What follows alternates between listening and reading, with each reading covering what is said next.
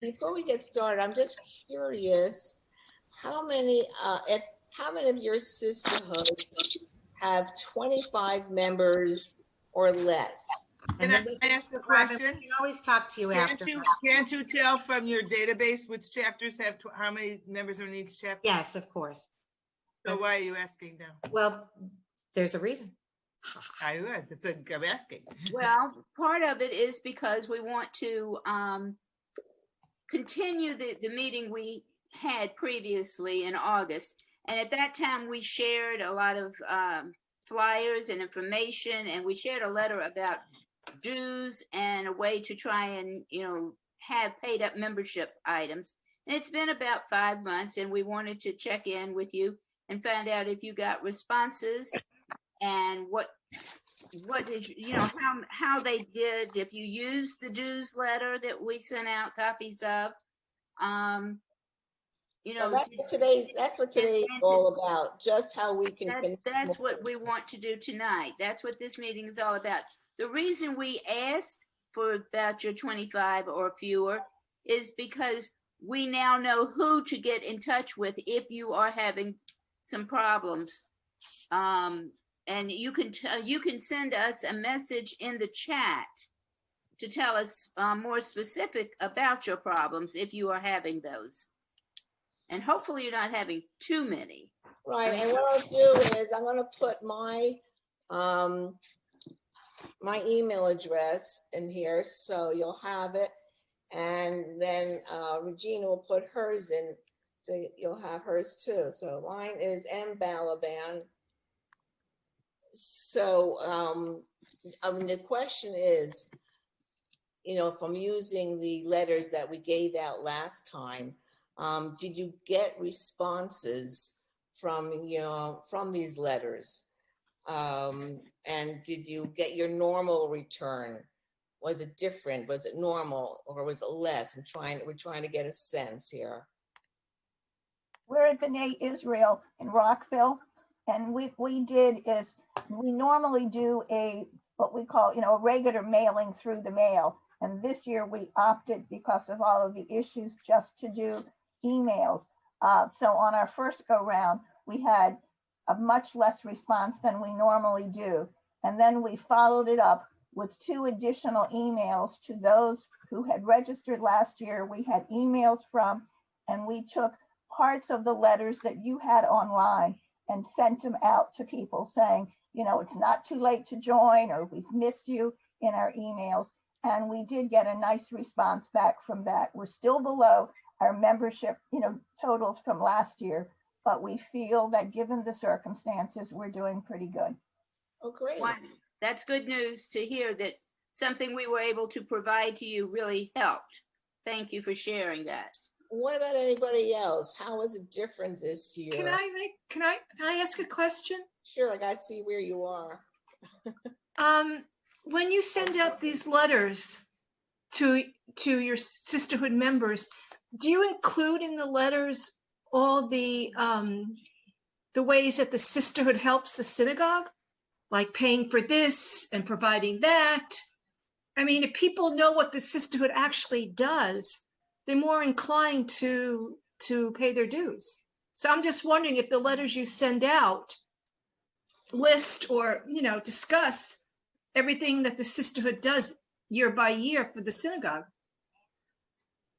We tried to make the letters pretty short. We did say, your continued membership helps us to continue our activities that we do with the synagogue, such as, and so we've done some of that for people as well. We sent out.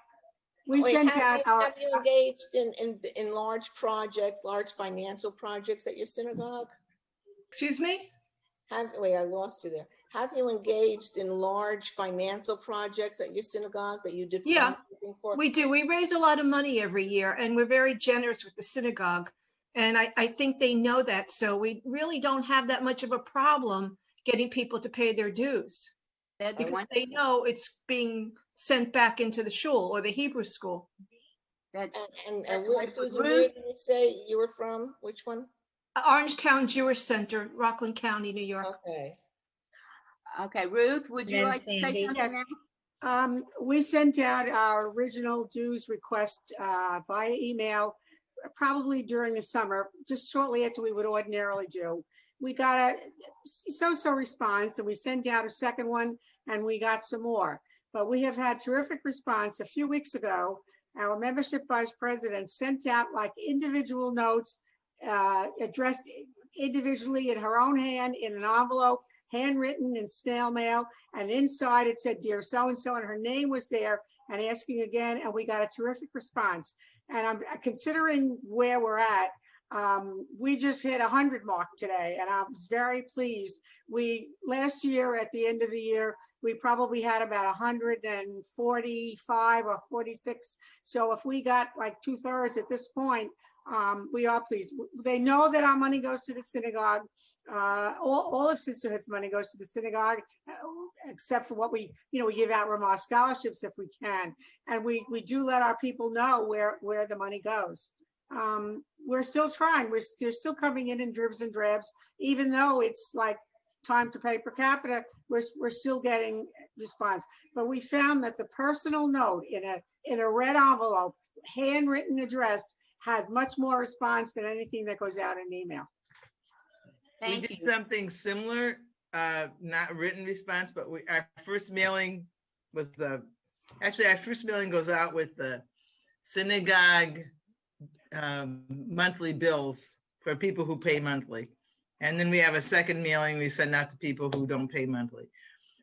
We have follow up with email, but the last thing we do is we do phone calls, which is very difficult in this day and age because people don't answer their phone. But we have one woman on our membership committee who does retention, and she called. I'd say there were maybe, how many did I give her? 35 to 50 names, 35 maybe. And she called them all. Some we found out the phone numbers were no good, the addresses were no good. We found some things out that way. We actually ended up with 145 members, and that's what we had last year, give or take. Maybe we had 143 last year, so we were very pleased. We got not everybody to re-up, but most people to re-up, and a few new members, and a few people we found this year, we don't know why, who hadn't paid dues in a number of years, who paid dues this year. We've had a couple of programs, but we were very happy to get what we had last year. We based our budget on getting this many people, and we did. That's great. I want to ask Jen, because We have my sisterhood. some other hands up. Oh, Yes. I wanted to ask Jennifer Schreiber about her posting on the chat, what they did to get more members this year than they had last year. What we started out with was an email blast to the congregation in our monthly bulletin with the application for sisterhood. My mom had created a flyer to go with it based on the membership meeting that she had at convention that she had attended, with the little phrases that were used. And then we did an email just to sisterhood members, and then we did a mailing to anyone who had been a sisterhood member in the past that was on the WLCJ website. And then we made phone calls, and we sent out one last email to people we knew had been members recently but hadn't sent in their check yet. And last year we had about 40 members, and now I think as of Tuesday we have 51 members this year. And we have started our programming from this year, so we've gotten a lot of good response this year from what we sent out. what would you say was the biggest return? Was it the phone calls, the emails, the mailing? Where did you get the biggest return from your contacts? I think we got the biggest return from the mailing, to be honest. We had two ways for people to pay. We had the way to pay online from the Temple Sisterhood, the Temple website, as well as our sisterhood has its own website. But people getting the application in their hand, I think is what prompted a lot of people to send in the check. Okay, Jen, So yeah. We, Um, there was Sandy. We Thank have you. 3 Sandys online. I know Sandy Gale has already spoken, but we had Sandy another Finkelstein. Sandy wait, I who have, raised her hand. Regina, wait a minute, I have Jen next. I just wanted her to tell what we're doing over in Morristown, because we had a pretty good response. What's happening there? Okay. In Morristown, New Jersey, where Meryl and I belong, we have 150 members signed up as of this month, which is about 8 more than last year. But the big difference is we have almost 30 members out of this 150 who were not members last year. So I think one of the reasons is because it was very hard to find a president for Sisterhood, and we had 2 women sign up to be co-presidents who were a little bit, what would you say, Meryl, known in our community, and people may want to support their friends. So I don't know if that was one reason, and the other reason was people just wanted to do something for supporting the synagogue and tough times of COVID, and our synagogue did an excellent job with Zoom services and making people feel connected. And I think we got a good turnout this year for a few of those reasons. Yeah, would you say that we're getting a bigger response on Zoom than we did when we had in-person Services. events? Definitely, yeah. We have definitely more people who are willing to join in the evenings without leaving their home. We haven't done anything in person since March. And then, go ahead. Who was the other person you wanted to ask, Regina? Me, Robin.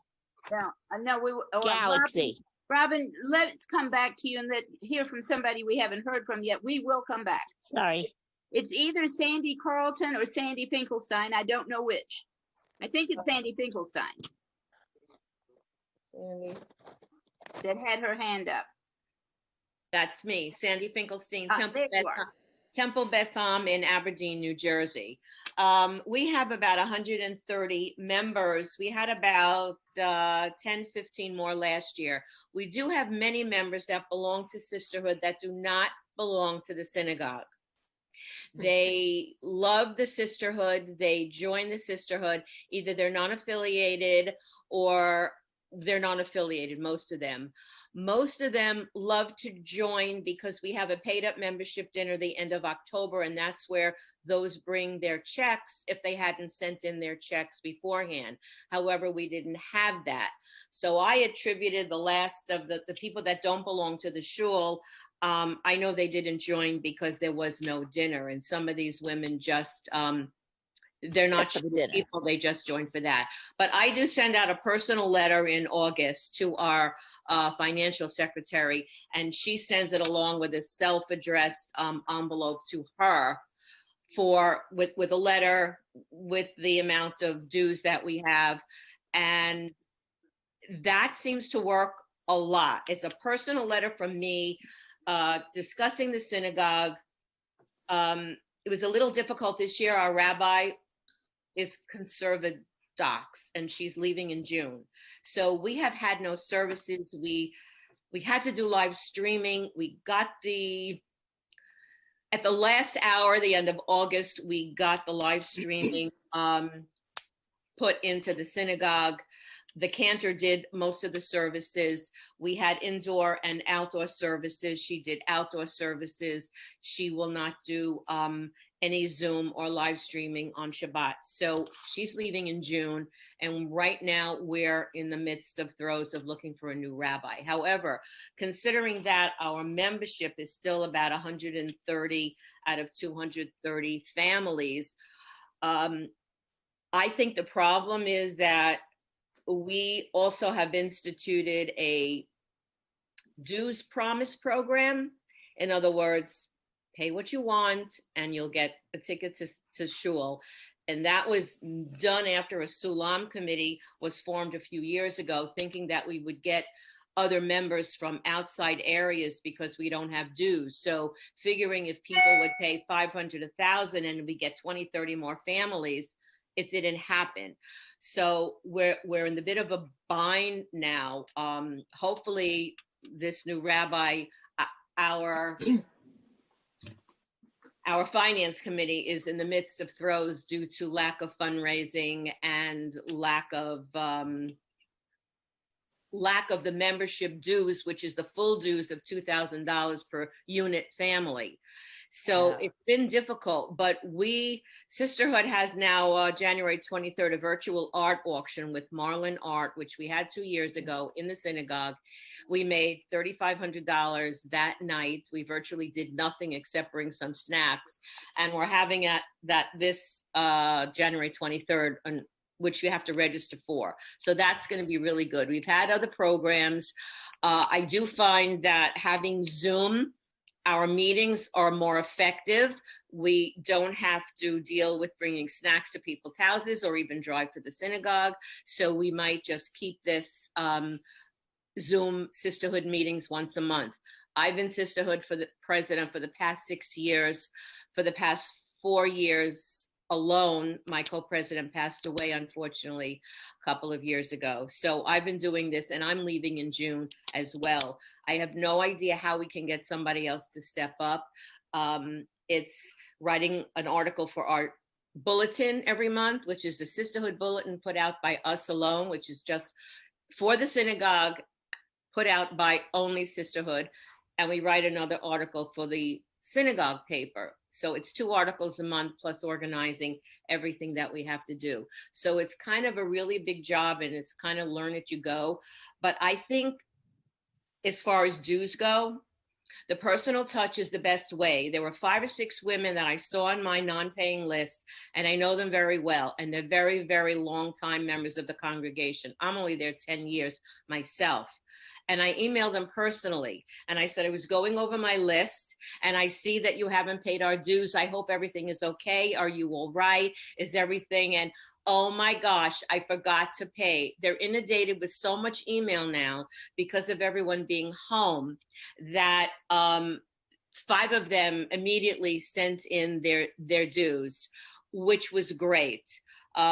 Going down the list, a lot of people are non-shul members, and a lot of people are daughters, sisters, family members of people who just come for services. So they figure, since we're no dues, I'll join for $54 or $100.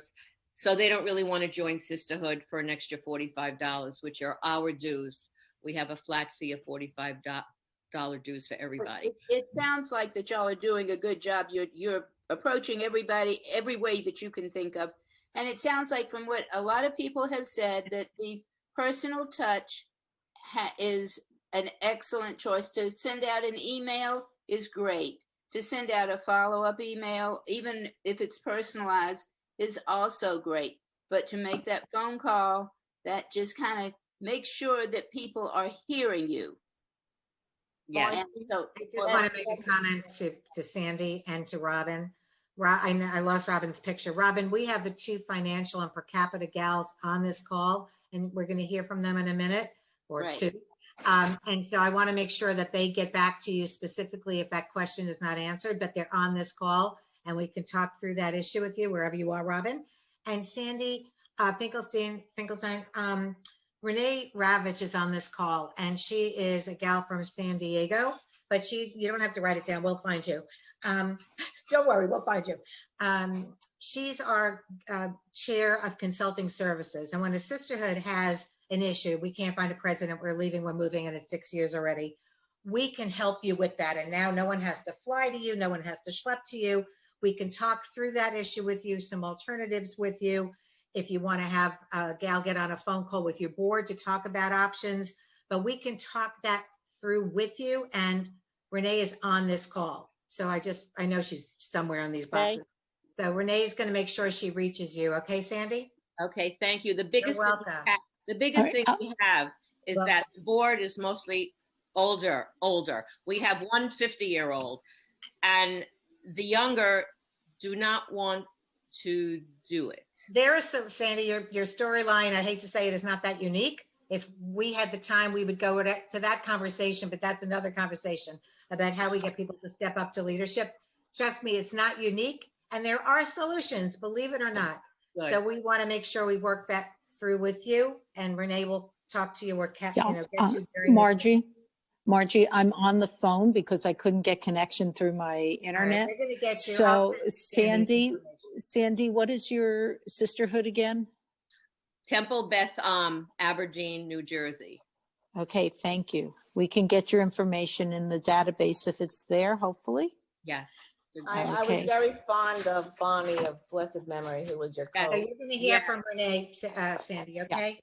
So let's continue. We have a few more things we want to do. Yeah, I just want to know, we're talking about an older congregation and Zoom and everything. I want to know how many of you will find that because of the demographics of your, of your sisterhood, that Zoom is not really working for you, that the women can't get onto it. And That's true. so how many, just raise your hand, and then I have okay, so Robin, let's see, I want to. Paula Ferguson in Youngstown, raised her hand. Beverly first. Yeah, Beverly, okay. So there's a few, so we can talk about. Okay, so, my question is, would it be helpful to you if we had a special training for these women on how to use Zoom, even if met in a parking lot or at your synagogue, somehow that we can, teach them how to use Zoom? Do you think they would use it if they got a tutorial?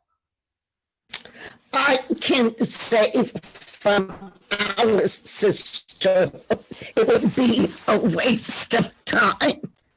Our sisterhood is very old in age.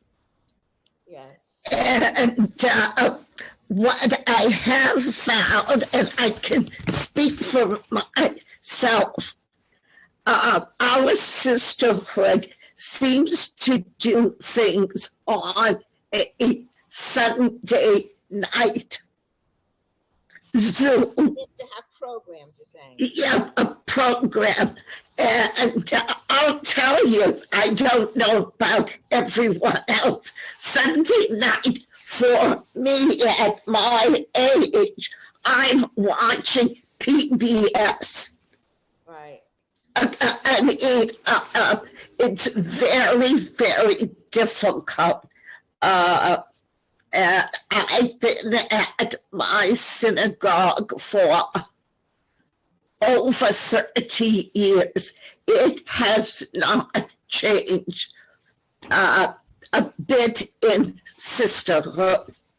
Are there enough women who would come to a daytime meeting? You know what? I'll tell you, I think with COVID, nobody wants to do anything. Well, Right. let me ask, wait a minute.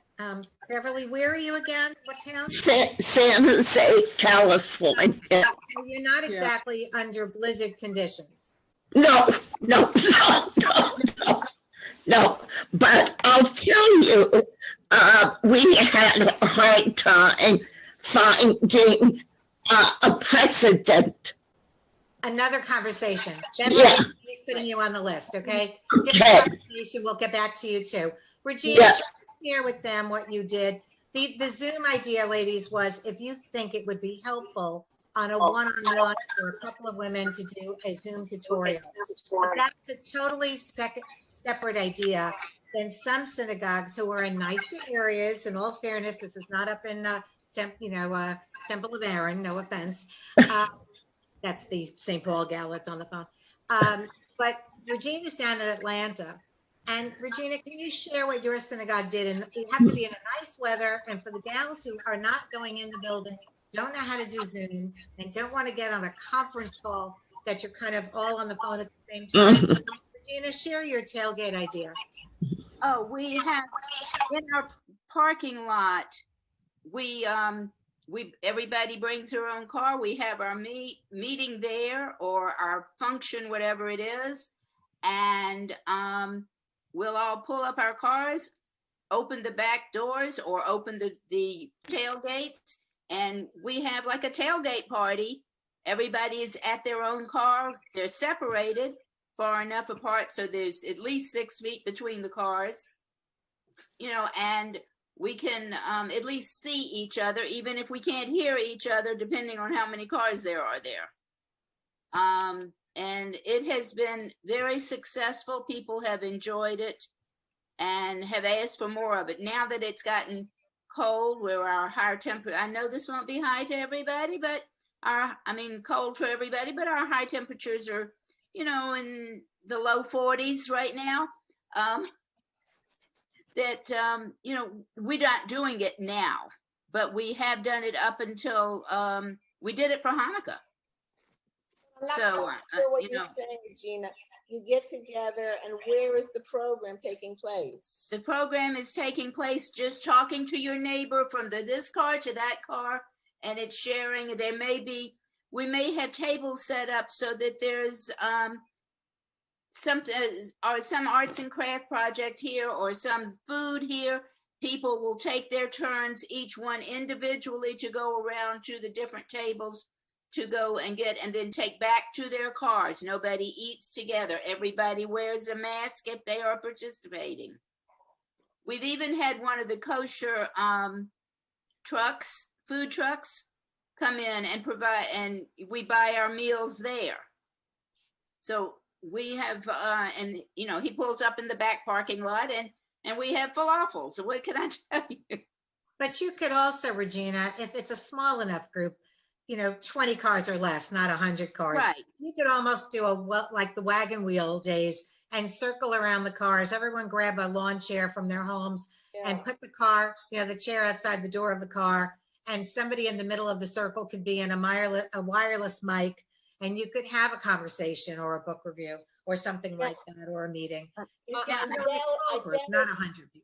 Adele was saying that there's an easy way to have your voice come through the FM radio in the car. I don't know how that's done, where you can hook up to the FM radio. Well, if you know somebody it's very easy to do that, and that means you can have a program without people even leaving their cars. Right. That's, so there's, you just need to find the right person to tell you how to do things like that. Great. Thanks. Is that something, I doubt, that you would be able to post to us so that we can all have access to it? Can you get that information on how to? I can try to do that. There is a frequency that you use for it. That would be great if you can let either myself or Regina or Debbie or Margie. We certainly could put it in the minutes, Idell, so that we can have people check. Yeah, that would be great, because I had never heard of that, but that's a great way. It's great. Yeah. I have a quick question about that, if I might. Does Georgia's governor, is Georgia under crowd size restrictions? Because in Minnesota, we're under pretty strict crowd size restrictions, even for our. Yes, we are. It's 50 at our synagogue's rules are 20. Okay, so you have 20 cars or fewer. Maximum, yes. Yeah. Okay, So thank you you. make a reservation ahead of time. And, right. Paula Ferguson, you had your hand up. Yeah, I just want to say, I always love hearing what everybody does, because I think about creative ways that I can kind of shift things and make them work for my group. To be sure, I have to throw myself on the tracks here. I think I've been remiss during COVID in that I probably should have done more. I don't believe in regrets, because nobody knew what the heck was going on when all this started. And I was between jobs, and then had a job, then the contract was up, and then got it was a mess. But our sisterhood, jumping back quickly to your first question, we include our dues letters with the temple dues letters. Nothing goes out from the sisterhood. We don't do any correspondence anymore. It's because the office has spreadsheets for everything. And everybody just says, oh, it's easier, let Nancy do it. And so Nancy gets tasked with making those requests through us. And so if anybody wants to be a member, they just send their $30 in with their temple dues. So I'm never quite sure where we are. I have to go back to my membership chair and do that. The second point is I'm a co-president, and the senior president, if you will, is rather contrary, and it's really hard to get things done. I tend to be the one that people email and text and talk to on the phone because, well, I'm not patting myself on the back, but I'm nice. And the other president, well, isn't. And rubs everyone the wrong way. And so it becomes a very difficult, walking on eggshells. And the final thing that's really tough is our temple is involved in a collaboration mishigas, if you will. We're all trying to live under one roof someplace. And so it's been horrid because there's problems with, there's factions within the temple who don't like the rabbi, don't want to move, don't care, do care. So I think in this new year, I'm going to take a step and I'm going to get on the phone and I'm going to call every member, whether they're, I don't even know if some of them are gone or not, but I'm going to call every number I have. I'm going to talk directly to the member myself. I'm not breaking up the list. I'm going to find out if they have any interest at all in anything that we've been doing through Women's League, because that's where I get all my programming ideas for Zoom. And I'm going to see if they can Zoom. And maybe what I'll do is that's where I'll separate the list. Who wants to Zoom, who's willing to Zoom, who has a son or daughter, grandchildren, whatever at home, who can help them Zoom, and I'll figure it out that way. And maybe I'll just have to break it up into two groups. For a second, because you brought up a very good point. How many of you, and I want to hear from people that I haven't heard from yet, are getting a pushback from the members because you're not meeting in person and they feel, why pay dues this year? We're not coming to a meeting, why pay? How many of you are finding that the Zoom, is it beneficial because you're enticing more people, or are you getting more of a pushback because people feel, why pay? I'm not coming out to anything. I'm not getting my donut and coffee. But what's the sense? If you haven't spoken yet, I'd love to hear from you. We'd love to hear from you. Heidi? Hi, I'm the treasurer at Temple, the Sisterhood at Temple Bethel in West Palm Beach. I haven't seen that. And listening to the conversation, most of our money is spent on supporting the temple. And so we haven't lost members. We haven't really increased much, but we certainly have been able to continue funding the temple and funding all the things that we normally do. And that might be Shiva meals. It's supporting holidays, even if it's just drive-through Hanukkah things. We're having a virtual gala, so we're going to be buying advertising in support of that. So we've been doing all the things that we normally do, and the Zoom has been fine. It's been totally fine. Everyone's accepted it. So we've been good. What about anyone else? Are you finding that the Zoom has helped you, or that, Eileen Bloom. Hi. It took a little bit at first, and some of actually the board members were wanted in-person meetings, and we would accommodate them in the social hall, a giant table set up. But then they did have sons, grandchildren that could come and show them, and now pretty much everyone is okay with doing Zoom because everything at our synagogue is on Zoom right now, except for bar mitzvahs, weddings, in-person family rites, a few outdoor things. People have adapted. I've had no problem getting people to pay dues, and I think part of it is our president, Joan Sitford, died. And I think out of respect for her, people want to support the sisterhood. I don't give myself any credit for it, but there are some younger members that did sign up. So maybe that's because of me. But I'm also financial vice president of our synagogue. Now that's an area where people say, why should I pay dues? Because I'm not getting anything. We've had quite a bit of throwback from people who want, why can't we come? We're old, we'll just separate. So but the synagogue has a COVID committee and they set the guidelines for when we can meet in person. So kind of hampered by that. But we've had quite a few virtual events, and we have our Sisterhood Shabbat virtual coming up January 23rd. We do support the Cantors concert. We'll buy an ad for that. We did provide Hanukkah gift bags for the college students at Bethel, and that was much appreciated. We do support the synagogue that way, but I really haven't had problems with people paying dues, and they've been very generous this year. That's wonderful. Georgia, you had your hand up. Yes, I did. I would like to just say that Zoom is essentially saving us all here in Pittsburgh. People love Zoom. We have everything on Zoom, from soup to nuts. You know, the rabbis use it for all kinds of teaching opportunities, all the services, minions, you name it, it's on Zoom. And we in Sisterhood have done all of our programs that are our usual regular programs are essentially open to everybody. And what we've done to exclusively keep membership for Sisterhood is I've been hosting monthly Zoom socials just for the Sisterhood members. And they are not big events. Yeah, what is a Zoom social? Okay, what we did was we did a very active tutorial learning how to use Zoom. So everybody can run as a meeting. Everybody knows how to host a meeting.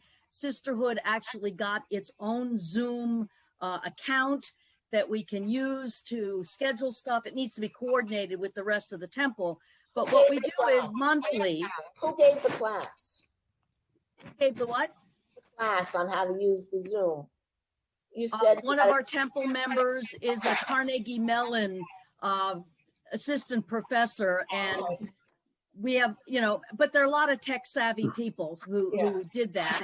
Okay. And anyway, long story short, the way we've tried to kind of keep things just for members is these monthly socials. So the programs and the speakers and the Torah study and discussing the big events of the day are not included. They're strictly social. We had a pajama party last night.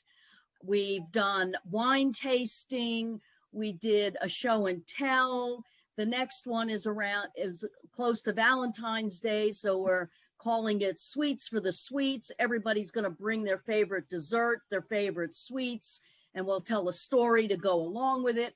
And we've gotten a lot of people signing up for these events, and it seems to be an adjunct to just everything that's Zoom anyway, but something special just for the Sisterhood members.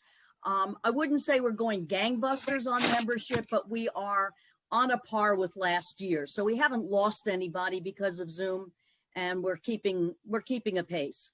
Thank you. Great. So what I'm hearing, and correct me everybody if I'm wrong, that you're finding Zoom has brought people out, that it brought out members that maybe you weren't attracting before, and they're coming out to these virtual sessions, to these programs. And so the question is, before we get into, before Donna and Sue speak to the group about finances, how many of your sisterhoods you think would continue having Zoom meetings or board meetings, or, because you found that you're getting people to come and attend them? How, what's the response? Ellen Greenblatt? Unmute, honey. Ellen, you have to unmute, yeah. I'm from CSAAR, we're the conservative synagogue in Riverdale in the Bronx, New York. And what I'm finding is that I'm the president of the sisterhood, and when we had programs in the past live, we always worked so hard, and the attendance was terrible. We just couldn't crack the nut. Now that people can stay home in their sweats and just push the button, we're getting 80 people at a lecture that we're giving. And we're really raising the profile of sisterhood, because I mean, I see it's the women and their husbands are sitting there. The last time we had a meeting, it wasn't the last program we had. We used 2 women from our congregation. We try to use homegrown talent as much as we can, because that also brings in people. So one woman is a doctor. She's the head of medical ethics, and she at one of the hospitals here, and she's trying to work out how to ethically distribute the COVID vaccine.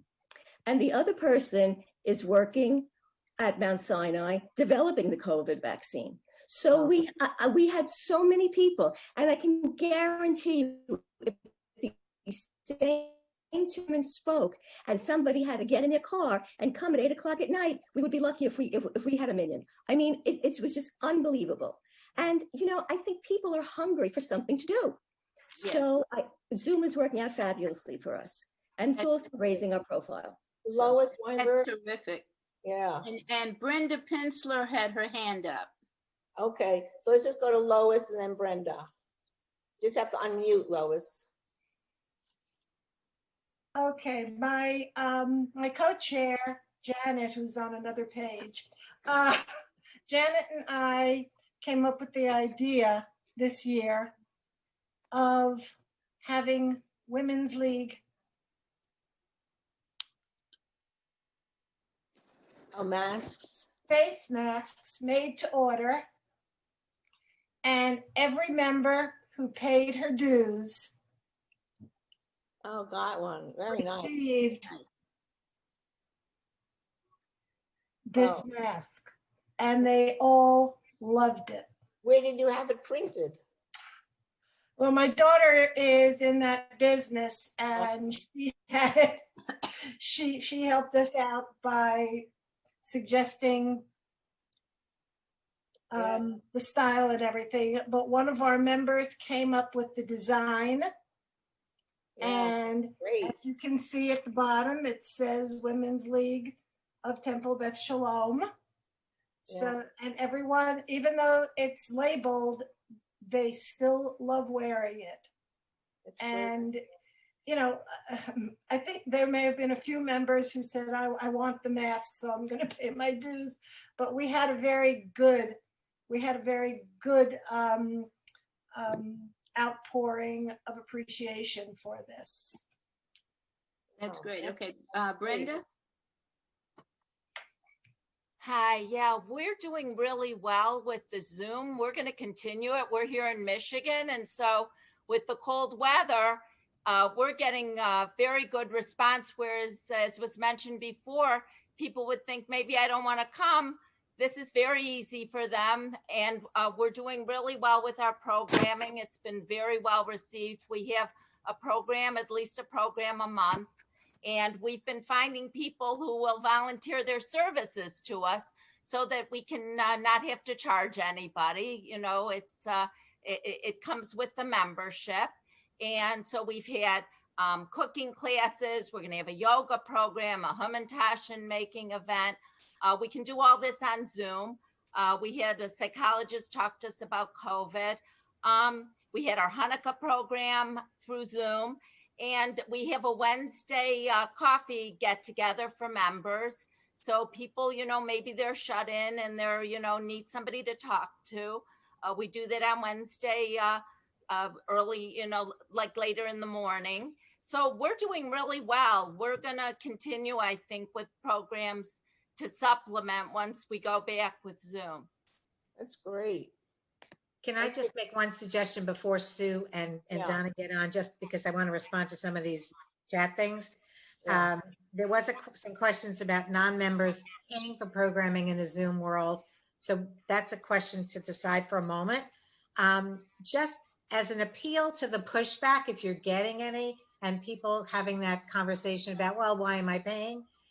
If your sisterhood is perhaps offering less than your normal routine of a meeting a month, a meeting every other month, a meeting every third month, whatever you normally do, to me, the sell is that, look, our sisterhood, we're a small group, we have 60 people, and we're providing 5 programs this year. However, because we're all on Zoom, and I know women who cannot Zoom, there's a woman every day that gets on what was Psalms, but the Pirkei Avot, she doesn't do Zoom. She calls in and listens every day. So you can always do that.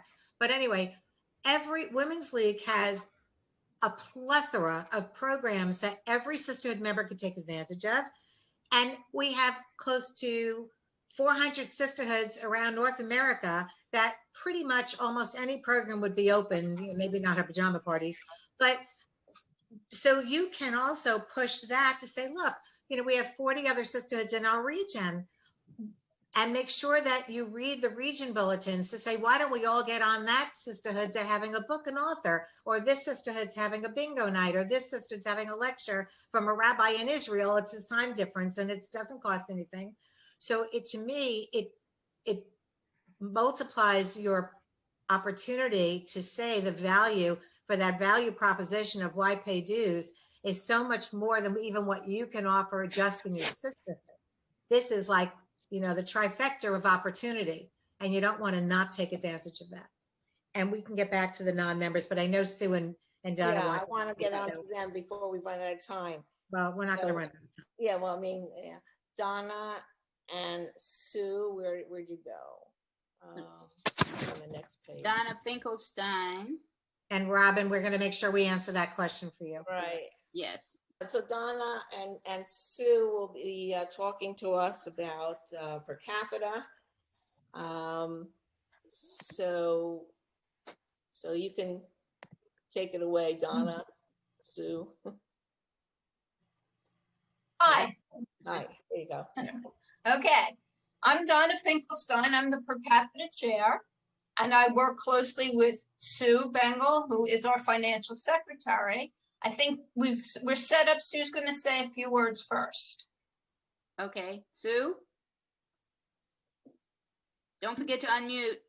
I am muted. Okay. So I'm going to talk a little bit about the importance of updating your membership database. I was just introduced. My name is Sue Bengal, and I am the financial secretary for Women's League. You may be wondering why we're stressing the importance of updating your membership database. Well, because we want to make sure that our records echo yours. For example, if your sisterhood pays per capita for 100 members, then our Women's League records needs to reflect the same number of members listed. It's kind of like checks and balances. We don't want to be sending second notices or even third notices, and this can be prevented by merely updating the database. Your president, your treasurer, your financial secretary, or a data manager person are the only ones that could have access to update the database. Of course, they need to be listed in the database positions in order to be able to access the database to update. All prior year sisterhood members are listed starting on July 1st, as that is when the Women's League fiscal year begins. It is up to your sisterhood data person to physically go into the database to update. And just another tidbit, your sisterhood does not have to wait until December to send in a per capita check. Your sisterhood, perhaps you may want to send in a check after your paid up membership event. Then you may receive a few more or maybe a lot more checks from women who have joined a couple of months after that. So send in another check. Just make sure that the database is updated. One of the issues I've noticed is that some sisterhoods send in a check to Women's League for their per capita and have not updated the database. The check amount does not reflect the number of members that are on the database. Two things could happen. Your check is for less than the number of members you have listed, and this could lead to you getting a second notice for the others listed. Or your check is for more than the number of members you actually have listed, which could mean that some women who have actually been included in the per capita payment are not getting pertinent information from Women's League. Bottom line is, updating the database should be a priority. It helps Women's League and your sisterhood run smoothly. If you need a tutorial on using the database, please contact Razel Kessler, WLCJ Office Administrator, at rkessler@WLCJ.org, and she will be very happy to help you and explain the process. So I guess, are there any questions? Rachel, why don't you wave? Yeah, that's what I was just gonna say, wave. Yeah. She's on the phone. Yeah. Oh, is she? Okay. She's on page 3 on mine. Yeah. Razel Kessler, everybody. Sue, can I ask a question? Sure. This is Beverly Hirsch from San Jose. Do we receive something from you outlining our members that were members last year? Yes. Okay, I have not received anything. You didn't receive a per capita package like in September? No, no. Okay. What's your sisterhood again? Congregation Sinai, San Jose. Okay. And I have not received anything. Nothing. Okay. So Nothing. the capita packages went out, and we will make sure you know, that you get that package. And what will happen is when you get it, there's usually like 4 listings on there of maybe for the past 3 years, and then what this year. But you need to update the database. So I don't know how many sisterhood members you had last year. Okay. How many? No, I don't know. I don't do the database. Okay. I'm just the treasurer. Okay. Well, you'll need to work with someone that can help you with that. Yeah, that we have. Yeah. Okay. So if you have, you know, no matter what it says you owe, if you only have, let's say 30 members or 50, let's say 50 members. Yeah. The actual packet says that, you know, you owe for, let's say 60. Yeah. Someone has to go in the database and make sure that there's only 50 people listed there. I see. So let's just say, for argument's sake, we had 50 members last year. At this point, we only have 10. So we delete those 40. You have, yes. Oh. What's on the database, you don't really delete them, you just like uncheck them. Okay, perfect. Okay. And that way they won't be included. Okay. And you send in the check for the ones you have. Okay. And then, let's say in another 2 months you get 5 more people. Right. Okay. Okay. Good. Good. Okay. Thank you, Sue. Thank you. Razel, did you have anything to add to that? Sue? No. Okay. I noticed that her own record, I just went to see if she was updated, why she didn't receive anything. And it's, I could only see the last time that an update was made to her position. Something was done to her record in November.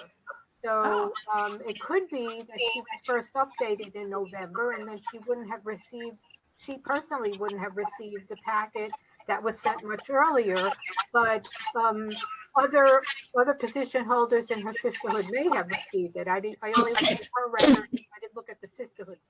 Okay, could you tell me, was it sent to the synagogue?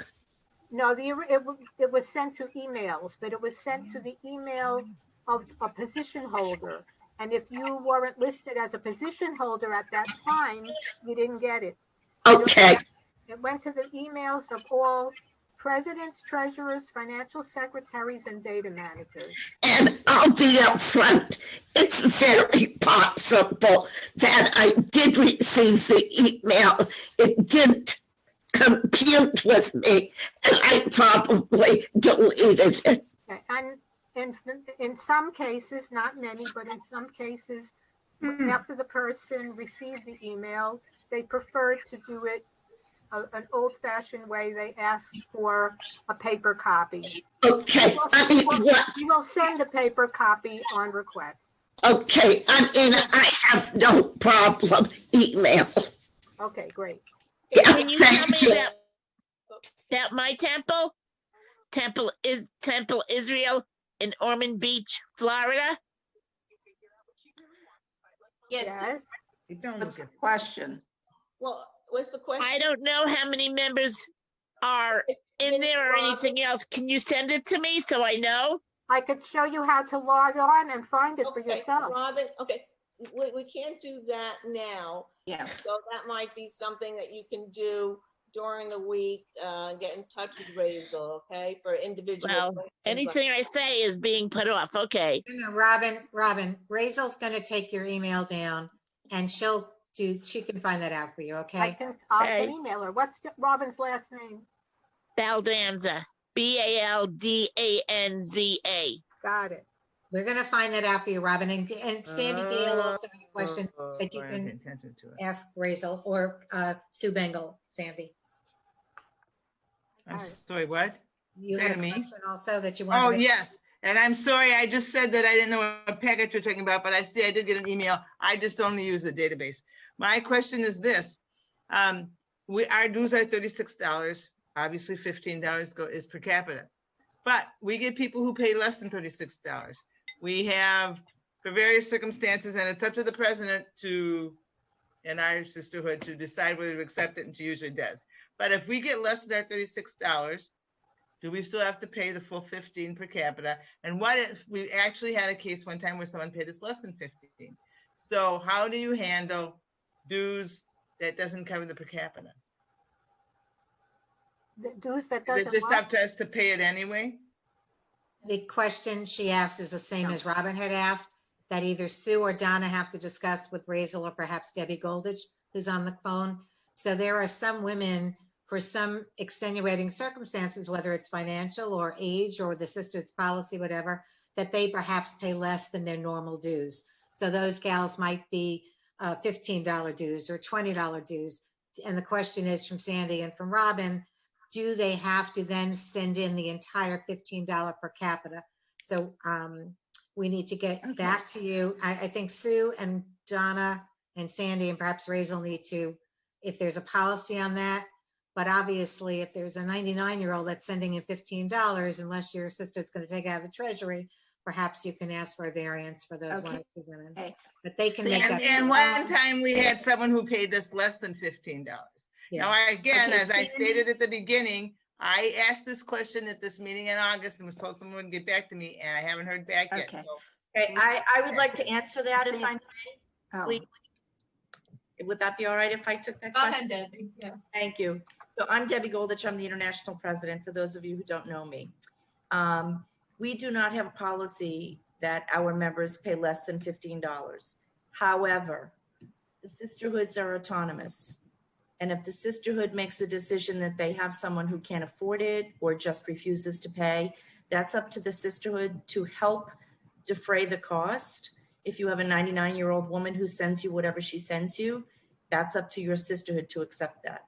But officially, the international organization does not have a policy. If you'd like to join Women's League, there's per capita dues that must be paid.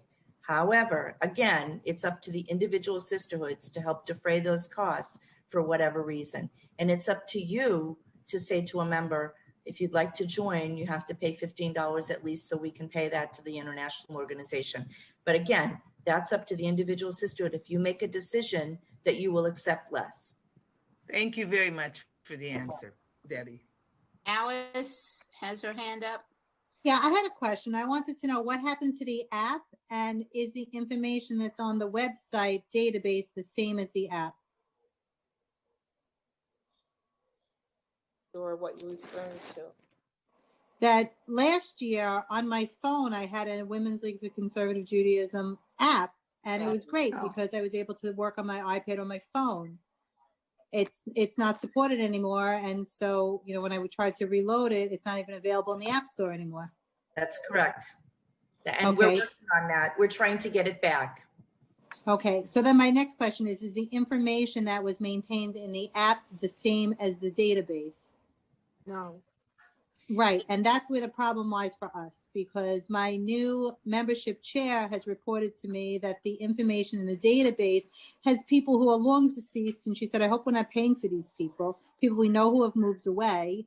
I know we spent a lot of time and effort updating our database for the app, and that's where our information lives. Now, I don't know what our current membership is without that information that's no longer available in the app. So what do you propose we do? Alice, they were website. They were synced up until about 15 months ago. So the information in the database in Women's League is only about 15 months old. Because right, but when I came on a year ago, we overhauled it and we revised it and we, got up to speed. And now that data is no longer available, it sounds like. So we need to spend a little time updating your membership list and syncing it with the database.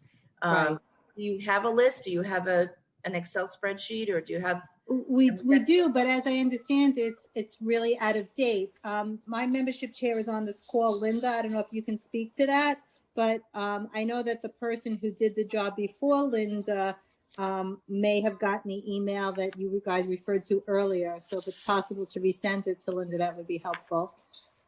Okay, tell us the name of the sisterhood and whose name, so Razel can send that again.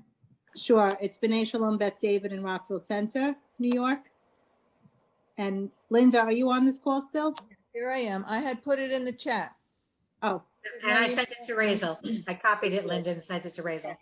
Oh, fabulous. So we're all on the same page. But, it is frustrating that we really did spend a lot of time and effort getting this app up to speed and making sure our data was available, only to discover it's missing. Maybe what Donna is going to say is going to help answer some of those questions. Donna? Yes, Regina, I think this is a good time for me to just jump in here and talk about the per capita payment process and how to resolve payment issues. The Women's League for Conservative Judaism now offers additional choices for payment in recognition of the problems getting into synagogues due to the COVID, in addition to taking checks from sisterhood or synagogue bank accounts. You can now use a bank check payment, which is a check written and mailed by your bank. We also use ACH Pay, which is a type of electronic bank-to-bank payment in the U.S. And we accept money orders in U.S. dollars, and this is primarily to help our Canadian sisters. Since there may be a fee charged by your financial institution, we encourage you to talk with a representative about the options and which one may be best for your sisterhood. We also need the following information at the time you send payment. Please be sure to include the name and region of your sisterhood, the address, city, and state of your synagogue, the per capita year you are paying, the amount of the payment and number of members, update your database if needed, which payment option you will be using, and a sisterhood contact name, email address, and phone number. If you're not taking notes on this, this was all put out in the last 2 weekly messages from Women's League, but I'm not sure if everyone saw those messages. All checks should be made payable to Women's League for Conservative Judaism and mailed to Rabbi Ellen Wollens Fields, our executive director. She is at 627 Bowne Road, B-O-W-N-E Road in Ocean Township, New Jersey, 07712. And if you're paying by ACH, you'll also need the routing number and bank account number. If your sisterhood has a payment issue, help is available from the per capita team, consulting services, finance team, and membership. Our assistance is custom tailored to the needs of each sisterhood. Programming ideas, leadership development, mentoring, and financial answers are all easily arranged. We strive for success in reaching every sisterhood in every region. Per capita payments are the primary source of income for Women's League for Conservative Judaism. So we want to thank you for continuing your affiliation. I just put my address in the chat again. If some of you have questions that you feel like we didn't answer, or even if they're not on this subject matter, you can send them to me, and I promise you, I don't know most of the answers, but I will get them to someone who does. Bottom line is that we would hope that all the members would continue to support your sisterhood during this pandemic, and that the need for funds are still there, and that the need for community to stay as one is still there, and that the messaging we need to get out when somebody says, no, I'll just wait until next year to pay, is one that things haven't changed for us and we still need you.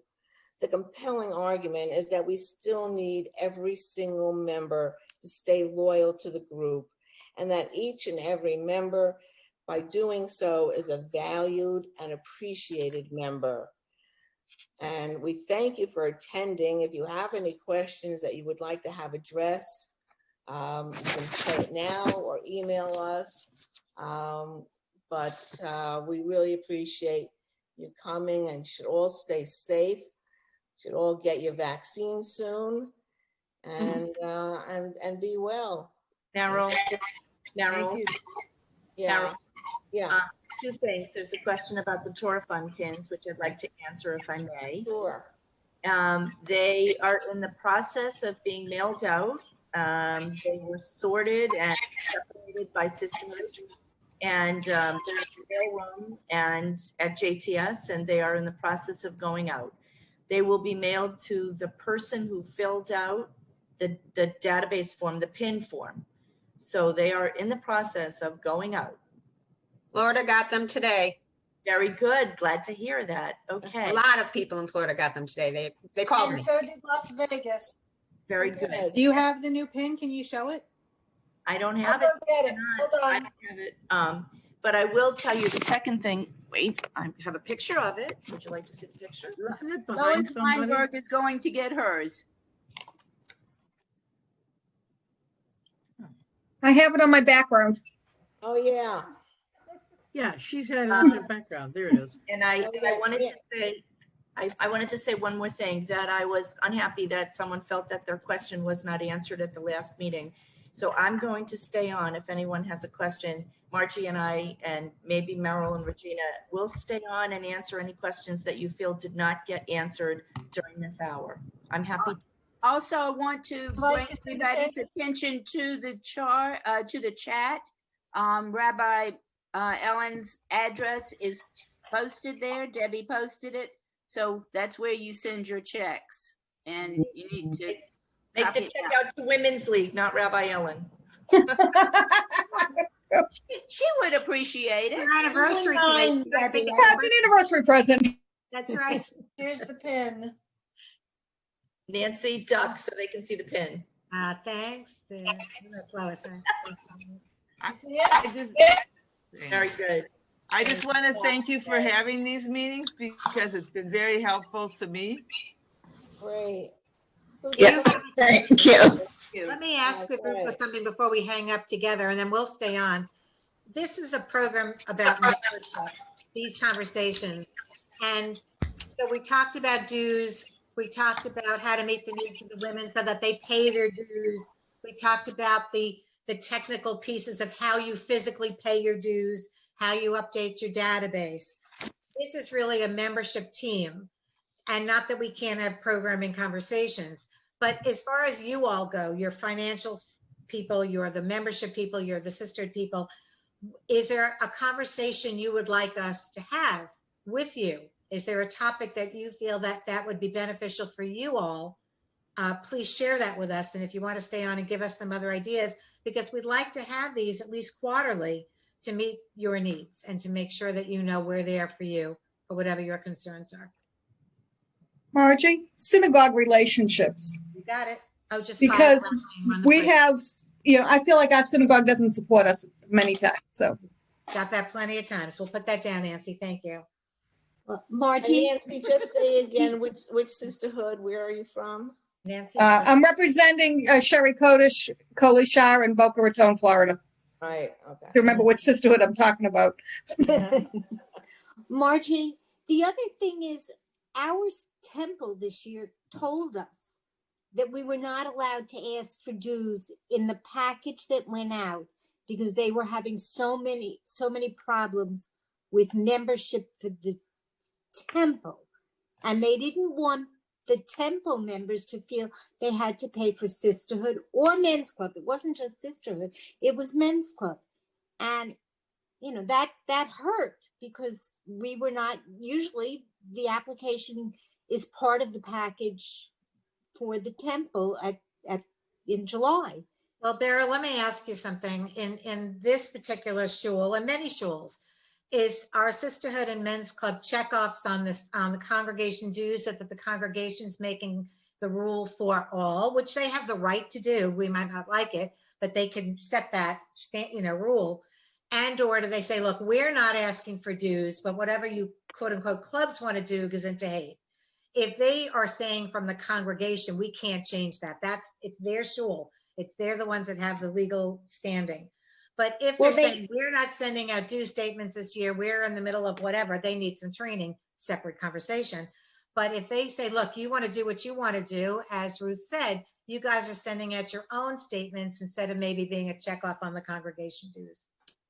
Well, the sisterhood decided that they were going to listen to the temple and not send anything out. So we did it via email later in July. But that, that answers for all of you. If your congregation is making a bigger than God decision that this year they're going to have everyone free pass, no one's going to pay congregation dues, I think that's short-sighted, but I'm not running congregations.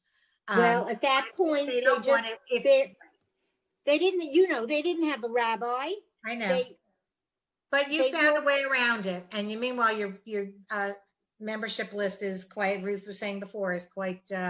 It's 100 out of 145. And the 45 that are not there, or the 50 that did not pay, these are women who are in their 80s and 90s, some of them, who don't get on Zoom in any way, shape, or form. And some of them I know hardly know what their name is, unfortunately. And also, the only thing I could say, Beryl, and for anyone it's an aging conversation. I took a quick look at our membership list, and sadly, we lost 4 or 5 of our women passed away this past year, and a number of them have moved to independent living where their kids are out of town. So it's like we have an attrition of 10 or 12 having nothing to do with not wanting to pay dues. I think all you can do, ladies, is for those gals that are just sitting out there on the fringe and that are perhaps didn't pay and you consider them older than the norm, or whatever their answers are, just keep calling them. Let them know Sisterhood cared enough about them. This is the perfect opportunity in the middle of a pandemic for no other reason, if no services are being provided, but just the service of friendship, that next year they'll repay, if please God, they're with us on this planet. So I would just say, if they ride, they ride. Call them up every other month, have a group of people that call those 30 women who are not quite the nursing homes, or they are, and just say, we miss you, how are you? And just keep the relationship going so that next year when we're back to normal, please God and Anthony Fauci, that will be reduced. Well, we have you, Margie, and we are very grateful for you. Well, I haven't seen you guys all year. I've got a question, I can't guys. wait to see you again. Am I the only one that's going through? We have a Reform synagogue, and we're actually living with them, basically. And the things that are They're not doing kosher stuff. They're not doing conservative stuff. And every time we start, I get in trouble.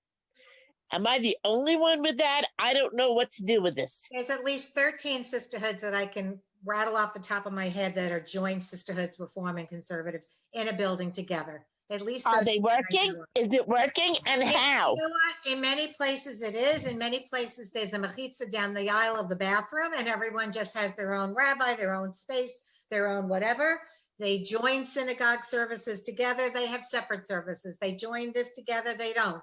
There's every combination, Robin. And if you want someone to work through that with you, we certainly could put that on the list. And just in case you're asking the next question, which you might not be asking, for those that are in a merged congregation of Reform and Conservative, we have an arrangement with Women of Reform Judaism so that we will only take half per capita and they will only take half per capita so that your sisterhood can belong to both. Oh. I'd like to say that I belong to a synagogue that has Reform and Conservative. And the way we do it is that the conservative women pay dues to Women's League and the Reform women pay dues to Women of Reform Judaism. But we run all of our programming together. You have a choice of either way. Right. Chocolate or vanilla or swirl. Okay. Now, my next question is this. Robin, if you want some help with that, and that's a congregation issue, but that is something that perhaps Renee could put on her list because you're not the only one. Right. So maybe that's a very targeted group, but maybe we could have a little mini workshop on how people navigate those mergers. And we do have quite a long, I know 13, but I was helping another congregation do that with merging. So I know that there's a list. Are men allowed in the sisterhood? Men are not allowed to belong to Women's League, period. Okay, that's what I wanted to find out. Your sisterhood can be, our regulation in Women's League is that you have to have two things. You have, well, besides breathing, you have to be, well, a minor detail, if you're talking to Ruth, you have to be a woman and or identify as a woman. Right. And you have to be 18 years old according to our bylaws and our Women's Leagues, Okay, thank you. We took out, Women's League took out the word Jewish about 8-9 years ago. Right. But sisterhoods, we're not the mardiator to your sisterhood. Your congregation and your congregation's rabbi will determine if in your sisterhood you will allow a non-Jew. There are many. Well, my co-president is non-Jew, so. Okay. So that's up to you. But at Women's League, you have to be a woman and or identify as such in 18. If your sisterhood has some men that want to attend, that's your sisterhood's That's prerogative. different. Okay, thank you. Margie, Robin, what is Yes. your sisterhood's name? That's Temple Israel. And Ormond Beach now, Florida. But if you want stuff to get to me, you can send it at my home address. well, this is Renee, and I was going to call you in case you wanted to talk about merged sisterhoods with somebody. Right. Absolutely. I'm a very confused. Very confused. All right. I tried to have a meeting and 4 people showed up. Okay. Well, we'll talk about it offline. Got it. I'll call you in a few days. Thank you. I want, before we all go, those of us that are left, I would just want to thank everybody for all of your contributions tonight, because we can have these meetings, but if it wasn't for you, it would just be the 4 of us talking to each other. Right. So thank you Not for that that's so your bad, but- ideas, your contributions, your insight. It's really been wonderful. True. Thank you. Okay. Elise has her hand up again. Yes.